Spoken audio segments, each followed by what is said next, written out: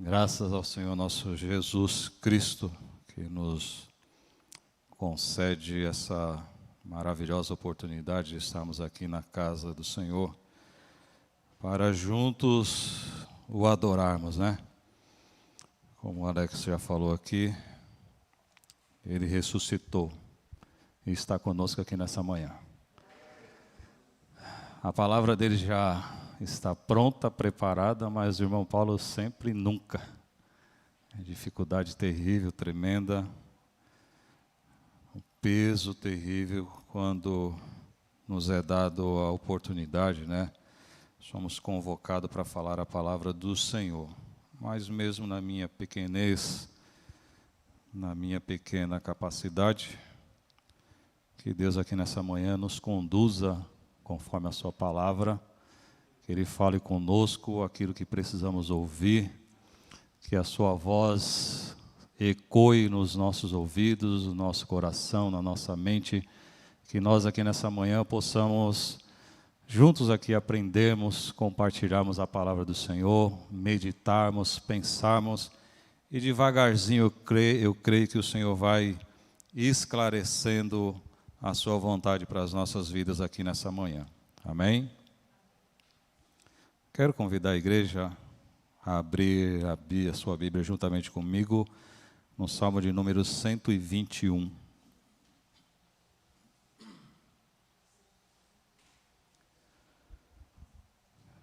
Salmo, um dos mais conhecidos, né?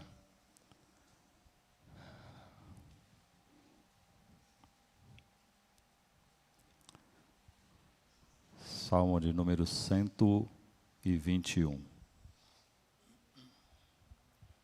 Nós temos atravessado momentos difíceis. Nunca foi fácil, mas de 2 anos para cá, em meio a essa pandemia, há tantas perdas, tantas dificuldades, tantas ameaças. E quando a gente pensa que está acabando, aí começa tudo de novo, é nova cepa, é novo vírus, é nova gripe. Então, irmãos, é o momento de buscarmos refúgio, e temos um refúgio, socorro bem presente na hora da angústia. E a igreja é essa porta aberta, é o caminho de Deus, é o caminho para os céus, é o caminho do socorro, é o caminho, é o lugar de ouvirmos uma palavra de conforto, uma palavra de ânimo, uma palavra de esperança, uma palavra que vem como bálsamo nas nossas vidas, nos nossos corações, uma palavra de Deus que venha curar, que venha nos restaurar, que venha nos restabelecer o ânimo, a saúde física, espiritual e mental. E o Salmo 121 fala sobre isso, que é o nosso tema da nossa conversa aqui nessa manhã, é a proteção do guarda de Israel. Nos diz assim a palavra do Senhor.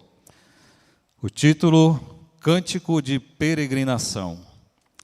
Levanto os meus olhos para os montes e pergunto, de onde me vem o socorro? O meu socorro vem do Senhor, que fez os céus e a terra.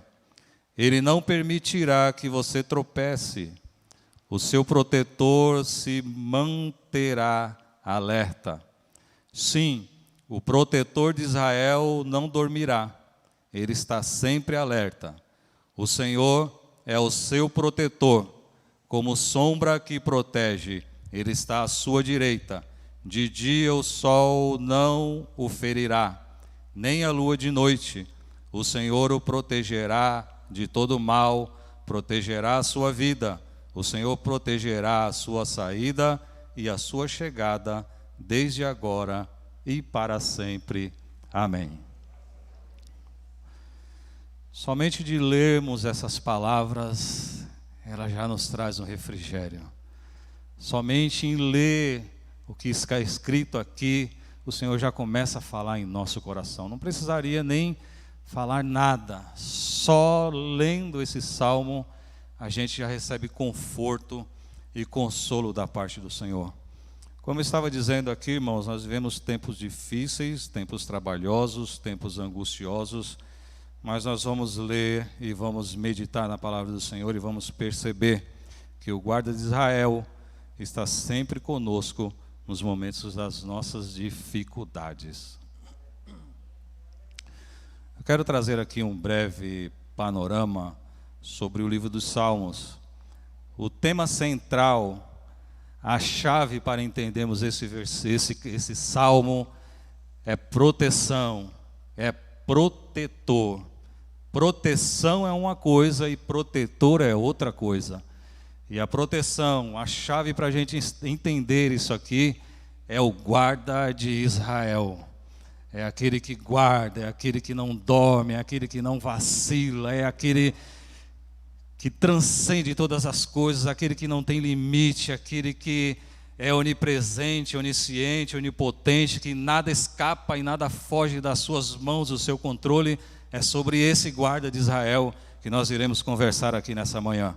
O Salmo 121, ele faz parte de um grupo de salmos, como nós vimos aqui no título aqui, chamado de cântico, né? De peregrinação. Dependendo da sua tradução aí, da sua versão, está escrito cântico de romagem, que fala de romaria, os romeiros, aqueles que saíam, né, viajando no sentido a Jerusalém. Ou cântico dos degraus, também tem uma interpretação que diz quando os romeiros chegavam à cidade de Jerusalém, no templo, cada degrau, você vai ver tudo isso aí, se você pesquisar, cada degrau, quando eles chegavam naquela cidade, eles cantavam um hino, um salmo em adoração ao Senhor, ou quando ele chegava de frente ao templo, na cidade de Jerusalém, eles olhavam para os montes, né, e cantavam esses hinos, esses louvores de salmo, salmodiavam ao Senhor. Né? Salmo quer dizer isso, os irmãos sabem que é uma compilação, né, de louvores ao eterno Senhor.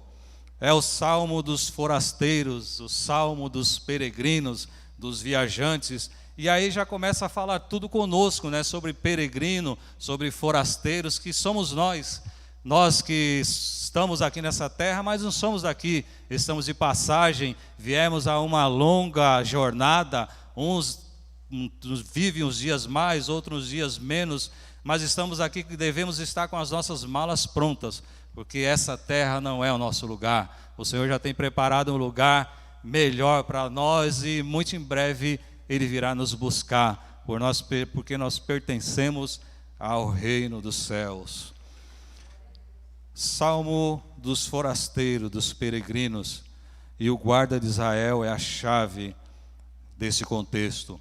Proteção é uma questão de vida ou morte para um peregrino. Hoje em dia, irmãos, nós viajamos, né? Até mesmo vemos aí muitas excursões para Israel. Mas os irmãos, eu nunca fui lá, tenho desejo de ir, né? Muitas pessoas vão de todo o mundo aqui do Brasil, tem excursão direto para lá. E a gente vê muito falando sobre essas viagens para Jerusalém. Mas hoje em dia, né, uns vão de avião, de primeira classe, nós estamos longe aqui, quem mora em países mais perto vai de ônibus, alguns vão com seus carros, então são viagens mais confortáveis. Mas naquela época, irmãos, a viagem para Jerusalém era difícil, mais difícil, não tinha avião a jato, geralmente famílias viajavam a pé, ou no seu jumentinho, ou alguns que tinham mais dinheiro viajavam nos seus camelos, e era uma viagem que não era tão tranquila assim, viagem que oferecia riscos, né? Aventuras caminho afora até chegar no seu destino. Viagem que tinha riscos, por exemplo, de assaltante, a gente lê na Bíblia aí, várias passagens de pessoas, né, que foram assaltadas, apanharam, foram espancadas, como lá eu falei até aqui esses dias, né? Me fugiu agora a memória, o homem que bateram nele no caminho lá. Depois eu lembro, viagens que o bom samaritano, viagens que corriam o risco de assaltantes, animais ferozes, sol fortíssimo na caminhada, durante a noite, os irmãos conhecem, sabem da Palestina, sol escaldante, deserto, lugar quente durante o dia, mas durante a noite frio de aproximadamente até 0 graus, dependendo da época. Então, durante o dia muito calor, durante a noite bastante frio, chuvas, tempestades enfermidades, noite, escuridão e o desconhecido que estaria por vir no outro dia. Agora imagine você, pai de família, mãe de família, viajando com a sua família debaixo ou sob a sua responsabilidade. Às vezes com criança, com bebê até recém-nascido, e você caminhando com a sua família rumo a Jerusalém. A dificuldade que era. Hoje nós temos assim uma ideia, porque sabe quando o teu filho fala no final do ano, de repente, pai, mãe, vou viajar com meus amigos, ou teu pai, tua mãe vai viajar, ou alguém da tua família vai viajar, e você já começa a ficar tenso, e você já começa a orar, né? Senhor, leva em paz, pede oração na igreja.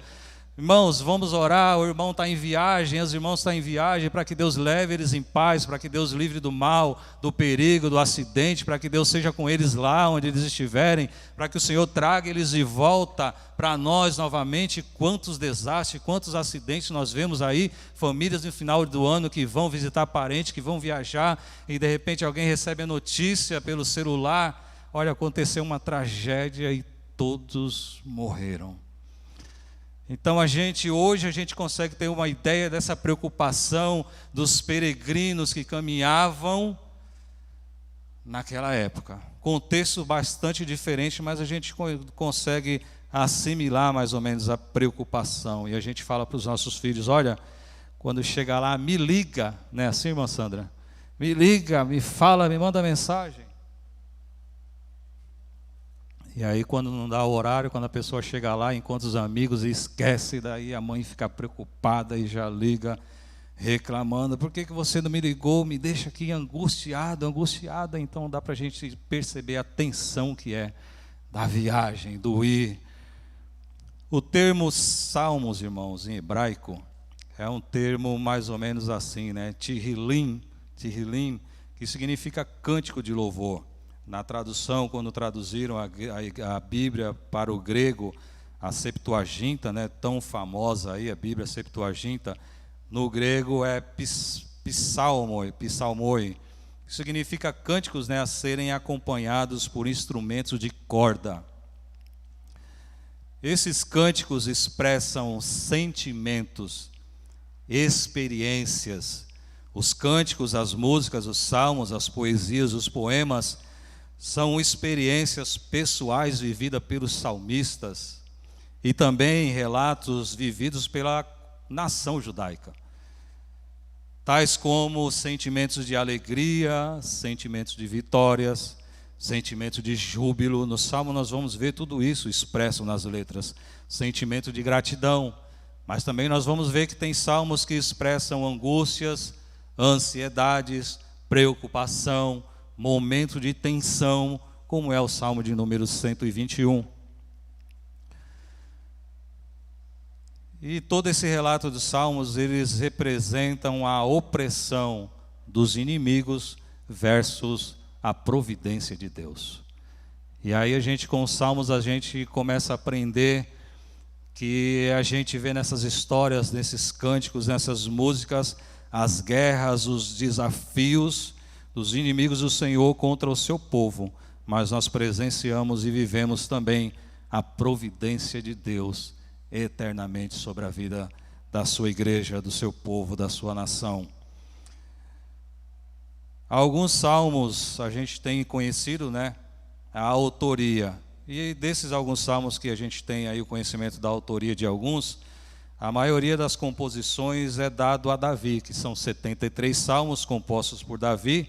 Asaf, ele tem 12 salmos aí compostos no nome dele, e os descendentes de Corá, né, ou de Coré, 10, e um salmo de Moisés, que é o salmo de número 90. Provavelmente o mais antigo, né, óbvio, o salmo de número 90, o salmo de Moisés, né, que viveu lá antigamente.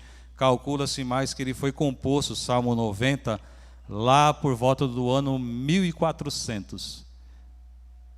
E fala tanto conosco aqui, né, hoje, como a Bíblia é atual. A Bíblia é o livro eterno. sempre, do ontem, do hoje e do amanhã. Imagine só, 1400 anos antes de Cristo, com mais, estamos em 2000,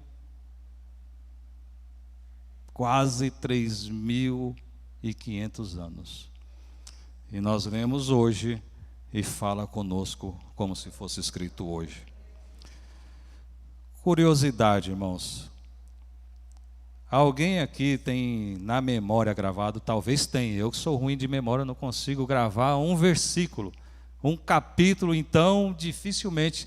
Talvez o capítulo da Bíblia que eu tenho gravado na memória aqui é o Salmo 91, que minha mãe colocava a gente de joelho e fazia rezar, rezar, rezar, até decorar. Quando não decorava, errava, tomava uns tapas na orelha ainda. Tinha que saber o Salmo 91 e o Salmo de número 23.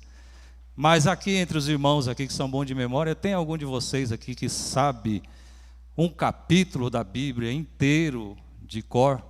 A irmã levantou a mão ali, coçou o cabelo. Alguém sabe 5 capítulos da Bíblia de cor? 10 capítulos?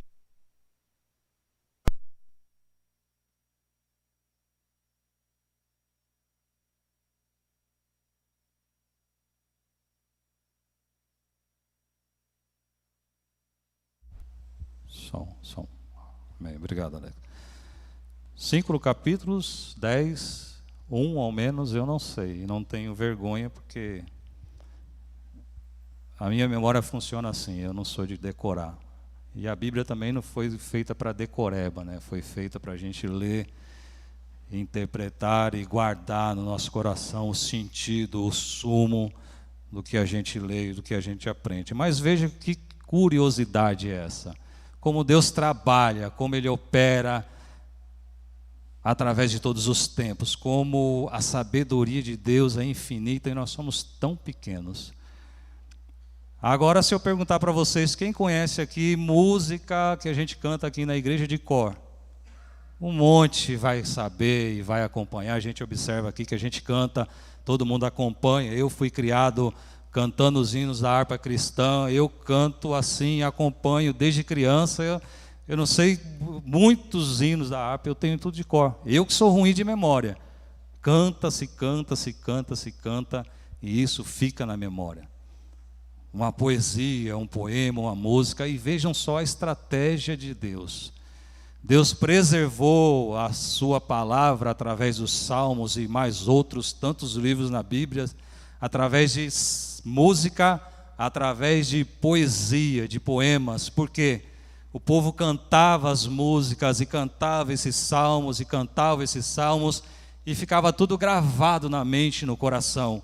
A gente lê na Bíblia que a cidade, que o povo era invadido em momentos de rebeldia, em momentos que o povo se metia em idolatria, pendia para os outros deuses, para copiar as nações vizinhas. Deus permitia a opressão do inimigo sobre o povo de Israel, e os irmãos leem, sabe da palavra, que eles invadiam a cidade, destruía a cidade, queimava as portas, queimava tudo, e tudo que se tinha de literatura era perdido. E aí Deus fazia o povo cantar, e esses cânticos gravados na memória, quando o povo novamente saía do seu exílio, voltavam a escrever a palavra, porque tinha gravado na memória em forma de louvor.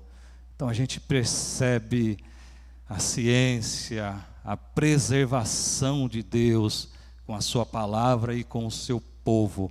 Nós aqui estamos estudando aqui desde o início do ano, esse primeiro trimestre, né, que estamos aprendendo sobre a supremacia das Escrituras. Quero convidar os irmãos, quem não pode vir, assista, acompanhe lá através da live, às quartas-feiras. Nós estamos aprendendo toda quarta aqui sobre a supremacia da palavra, o cuidado de Deus, a preservação, como essa palavra chegou até a gente, como Deus preserva a palavra. Então está sendo muito bom, muito construtivo às quartas-feiras aqui, falando, aprendendo sobre a supremacia das Escrituras. Dentre algumas interpretações, irmãos, como eu já falei aqui, sobre o Cântico da Romagem, o Salmo dos Peregrinos, eu trouxe aqui para a gente observar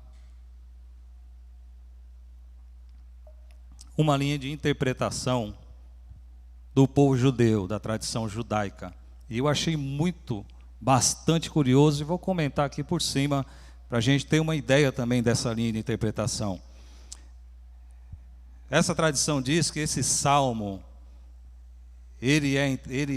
foi escrito num contexto de crítica. Por que de crítica? Porque justamente nessa época em que o povo ia e se voltavam para outros deuses, Baal, esses outros mais deuses, então o salmista escreve esse salmo criticando, afrontando os semitas que se voltavam para esses deuses. Chamavam-se Shedins, né, no hebraico. E a nação de Israel que estava entrando pelo caminho da idolatria. E quando o salmista pergunta: elevo os meus olhos para os montes, e ele fala de onde, aí ele mesmo responde: de onde virá o meu socorro? O meu socorro virá dos montes. O que ele está fazendo? Ele está criticando esse povo que adorava esses deuses chamados Shedins, que eram os chamados deuses da montanha, né? Deuses que estavam, e tem até hoje, né? A gente tem pessoas que, não estou criticando aqui, que vai orar nos montes, né? Parece que está mais perto de Deus, e a gente às vezes não sabe de onde vem algumas tradições, né? E esses deuses eram chamados de deuses das montanhas, né? Que os deuses nesse meio aí eram tidos como seres biológicos, semideuses, demiurgos, né? Então achava-se que nesses montes ficaria mais próximo, seria o ponto de encontro entre o homem e esses deuses aí. Então diz essas tradições que era uma crítica a esses deuses. E aí o salmista fala, né? Será que esses deuses podem me salvar?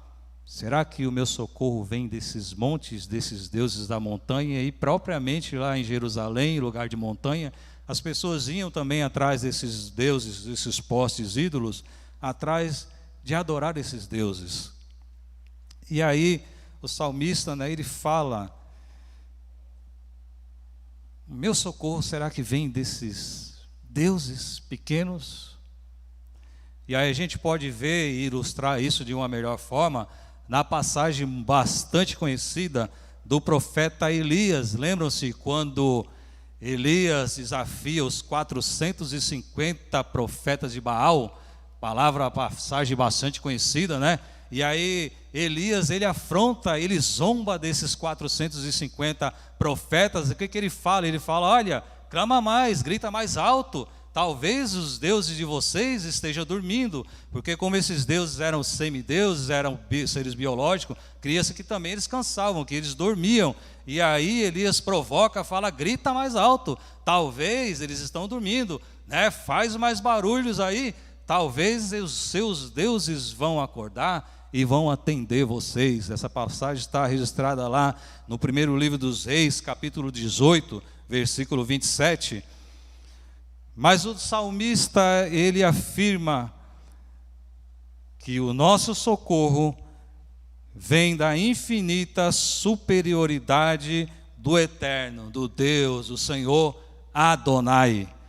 Foi Ele quem criou o céu, formou a terra, o mar, o universo, e tudo que existe é o nosso Deus. Esses deuses também eram limitados. Eles atendiam por regiões, cada um tinha a sua região e não podia passar dali. Se fosse para outro estado, para outro país, já outro Deus que atendia. A gente vê isso muito na mitologia grega, né? O Deus disso, o Deus aquilo outro, cada um tinha a sua área, né? E aí o salmista, ele fala: o nosso Deus, o guarda de Israel, esse não tem limite. Ele te atende em casa, te atende na igreja, te atende no teu trabalho, te atende na tua faculdade, te atende em São Paulo, te atende no Japão, te atende no sul, no sudeste, te atende no ventre do peixe, te atende na bonança, te atende na aflição, te atende na alegria, te atende na angústia. O guarda de Israel, aquele que guarda a minha vida, a tua vida, esse não tem limite, esse não dorme, esse não tosqueneja, esse não dormita, esse não falha. Essa é a nossa proteção, o Senhor Todo-Poderoso que criou os céus e a terra. A gente também observa nesses salmos, irmãos, nesse Salmo 121, nós lemos aqui, eu não vou ficar repetindo, mas depois os irmãos meditem durante a semana nesses salmos. Ele fala de proteção pessoal. Sabe o que quer dizer isso? Guarda-costas. A gente vê muito falar, né, em filmes, a gente vê o presidente aí hoje rodeado de tantos guardas-costas. E o Jeová, Adonai, o Senhor, é o teu guarda-costas. Ele caminha contigo, é Ele quem te guarda, é Ele quem te guia, é Ele quem te ampara. O guarda-costas que não falha, o guarda-costas que nunca nos desampara. É esse que caminha contigo, é esse que caminha com o teu filho. Sabe quando ele viaja? Sabe quando você não sabe a hora que o teu marido vai chegar e você fala: Senhor, guarda lá o meu esposo, guarda a minha esposa, guarda meu filho na creche, na escola. O guarda-costa fiel está com ele lá. Está contigo em qualquer momento, em qualquer dificuldade. Mas também o salmista nos apresenta o guarda de Israel, o guarda que guarda toda uma nação, que guarda todo um povo. Mas como pode isso? Um Deus que guarda aqui, guarda ali, que ouve as orações de bilhares de pessoas espalhadas pela face da terra. Irmão, não pergunte isso, como é possível, somente creia que o Senhor guarda a nossa nação, o Senhor guarda o seu povo, o Senhor tem resposta, o Senhor tem porta de escape para a nação, para a igreja perseguida, a igreja oprimida. Pessoas estão tentando calar a igreja, parar a igreja, mas o guarda de Israel está de prontidão, guardando o seu povo, guardando a sua igreja, guardando as nossas vidas. Salmo 121 também fala sobre a proteção do sol, e aqui já nos remete, depois nós vamos falar um pouquinho sobre essa dificuldade dos caminhantes, dos viajantes, debaixo de um sol causticante, um sol que molesta, um sol que castiga, que cansa, que traz enfado, que traz, angústias e até enfermidades como insolação. Lembra no povo do deserto, na saída do êxodo, o Senhor durante o dia era uma nuvem que trazia sombra, durante a noite era uma coluna de fogo que aquecia, que iluminava o caminho. Então esse salmo fala da proteção divina, constante, 24 horas, o Senhor que nos guarda do sol, daquilo que nos aflige, daquilo que queima a nossa alma, daquilo que nos perturba nessa caminhada, nesse mundão de guerra, as aflições, aquilo que nos inflama, aquilo que arde, aquilo que nos provoca ferida na pele, na alma e no coração. Jeová, o Senhor Adonai, é o nosso guarda durante o dia. Fala sobre a proteção da lua durante a noite. Se os irmãos forem pesquisar essa questão da lua, da proteção, mas por que guarda da lua? A gente vai ver na história que o povo antigo ele tinha essas crendices, que até hoje, tem essa questão das fases da lua, lua minguante e tal. Tem mulher aí que corta o cabelo na fase da lua, e acredita-se que a lua exerce sim influência sobre as nossas vidas. E daí veio a expressão lunático, que é tão falada, o fulano de tal é um lunático. Na Bíblia, se a gente for pesquisar, você vai ver como lá em São Mateus, se não me falha a memória, capítulo 24 e versículo 4, ou 4, 24, fala sobre os lunáticos, que significa loucos.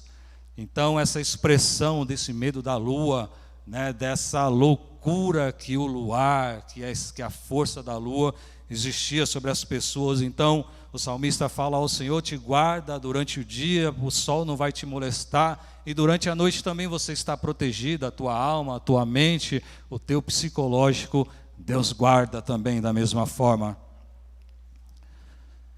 Ele nos guarda desde a nossa saída e até a nossa chegada ou até a nossa entrada para sempre.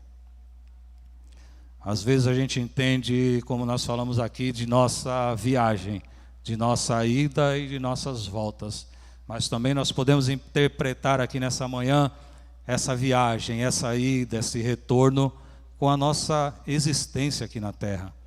Nós entramos, nós chegamos aqui, nós recebemos o sopro divino, o ruá, o Espírito Santo sopra nas nossas narinas, nós somos gerados no ventre da mãe, respiramos, enchemos o nosso peito, o nosso pulmão. Um dia nós daremos o último suspiro. Nós damos o primeiro expiro, enchemos o nosso pulmão. E algum dia, o dia que o Senhor marcou, nós vamos expirar, nós vamos esvaziar o nosso pulmão. E será a última vez. Então a promessa do Senhor para mim e para você é que Ele cuida desde o teu nascimento até o dia que Ele te chamar para a eternidade. Ele te acompanha, Ele me acompanha, Ele cuida, Ele guarda, Ele trata, Ele nos conduz pelo seu caminho. Na nossa caminhada, às vezes o sol queima a nossa cabeça, às vezes os pensamentos incomodam, às vezes perdemos o sono, às vezes não conseguimos dormir. Mas desde o dia que você nasceu, até o dia que findar a tua vida, nós cantamos aqui hoje, não foi assim? Quando chegar o momento, Ele cuida da gente. Antes que você existisse, Ele já te conhecia. Ele não te trouxe por acaso a essa caminhada. Ele tem propósito para mim e para você. O guarda de Israel está conosco, está cuidando, está guiando todos os dias das nossas vidas. E a promessa nós já ouvimos aqui. Nós não estamos órfãos. Ele estará conosco todos os dias nessa caminhada. Esse salmo, irmãos, não é sobre a minha fé. Não é sobre a tua fé. Esse salmo é sobre a fidelidade de Deus. Ainda que a nossa fé seja pequena, ainda que às vezes a gente imagina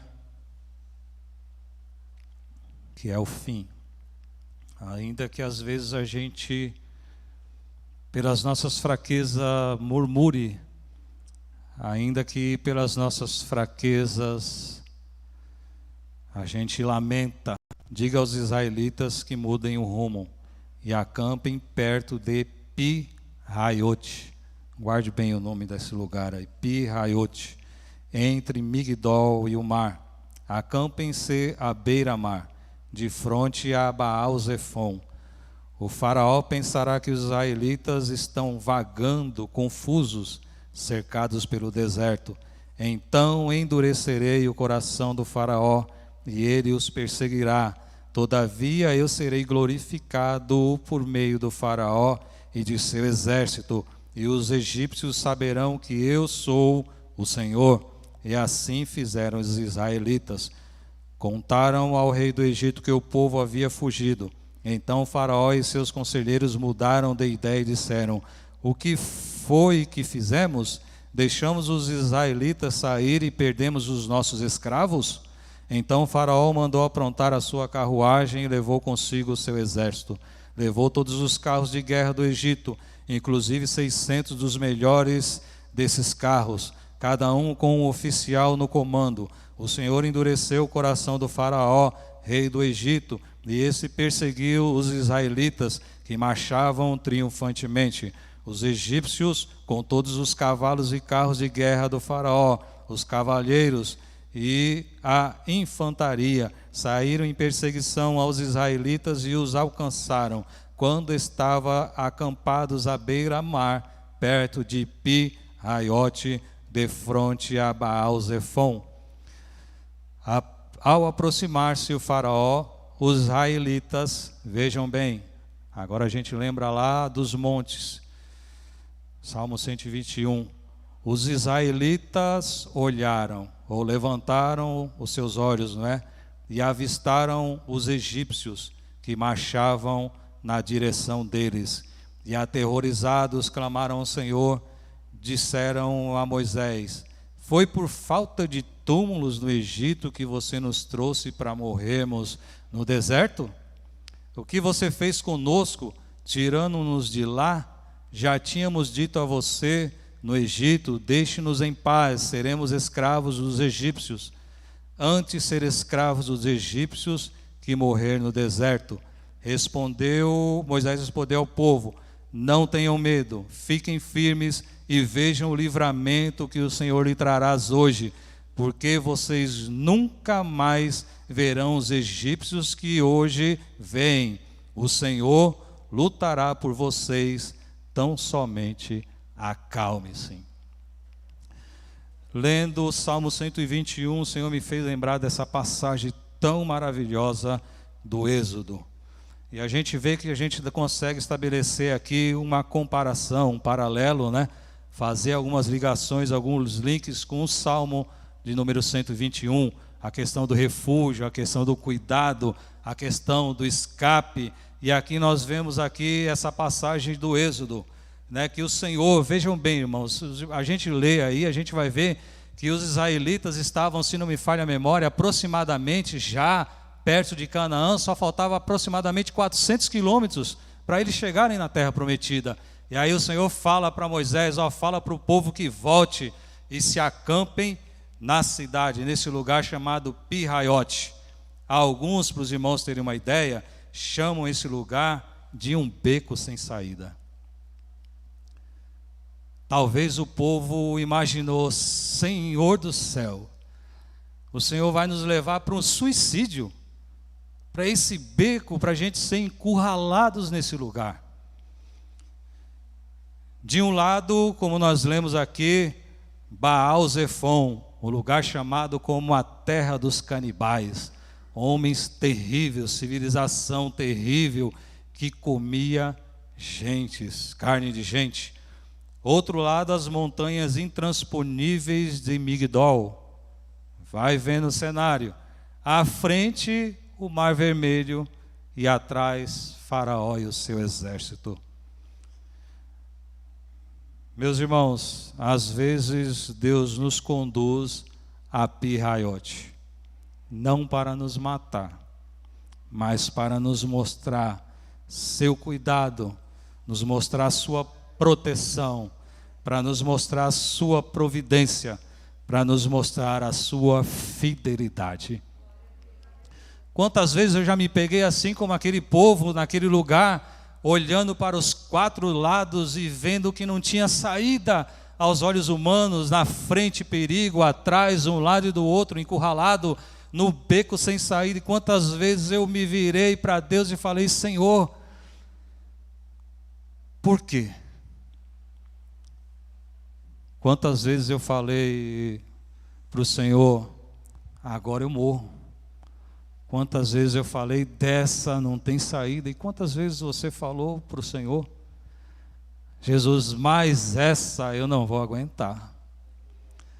Mais uma vez, Senhor, de novo, isso de novo. Será que o Senhor não me vê? Será que o Senhor não escuta a minha oração? Será que o Senhor não me responde? Cadê o guarda de Israel? E às vezes a gente pensa como esse povo aqui. Chegaram a falar para Moisés: será que não tinha túmulo lá? Quando eles se depararam com essa situação, eles já se viram enterrados, eles já se viram mortos, já se viram sepultados, a esperança deles já se findou ali. Não creram mais na providência, na proteção divina, no poder do guarda de Israel. Antes eles viram lá o que o Senhor fez, as 10 pragas, Deus protegendo o seu povo, a sua nação, tirando eles do Egito, tirando eles da escravidão, e logo à frente se deparam com isso e já começam, a abrir a boca e reclamar e dizer: Moisés, você nos trouxe aqui para nos matar. Quantas vezes a gente se depara com a situação e a gente já se dá por derrotado. e a gente já se assina a nossa própria sentença, a nossa própria morte, a nossa própria derrota.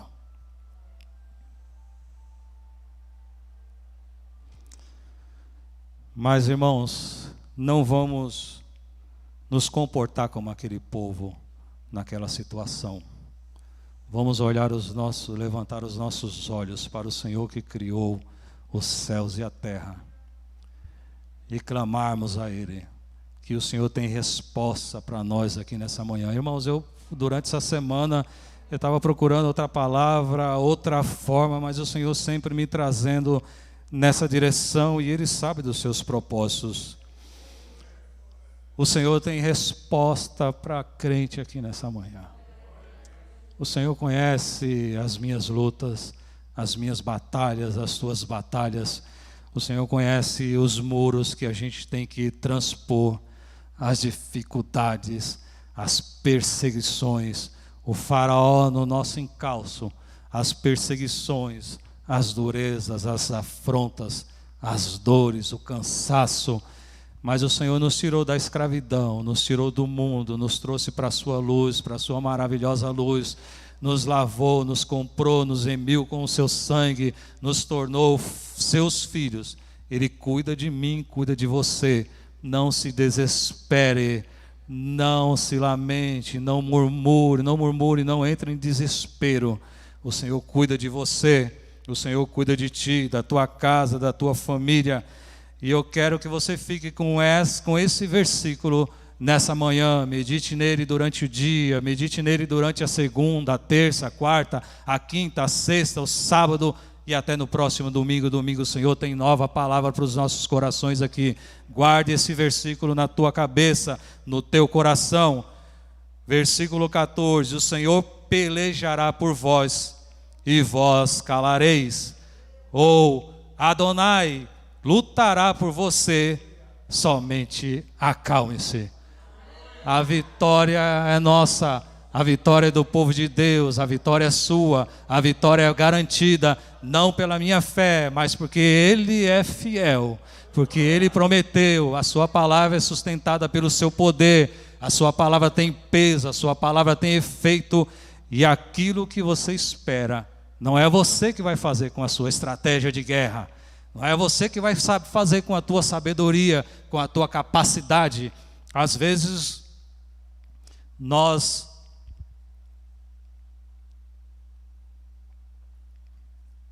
não adoramos Baal, às vezes nós não adoramos Chedins, às vezes nós não adoramos ídolos, mas às vezes nós depositamos a nossa confiança, a nossa fé no nosso dinheiro, no nosso amigo, no nosso pai, na nossa mãe. Às vezes nós esperamos pelo político, pelo governador, às vezes nós esperamos pelo empresário, às vezes nós esperamos socorro por um conhecido. Vai lá, dá um jeitinho, me passa, coloca na fila, coloca o meu nome. Mas a porta quem vai abrir é Adonai, é Jeová. A tua vitória não vem de homens, a tua vitória não vem da tua força, a vitória não vem de recurso nenhum que você acha. A tua vitória, minha vitória, vem do Senhor dos Exércitos, aquele que criou os céus e a terra, aquele que pelejará pela nossa causa. Amém?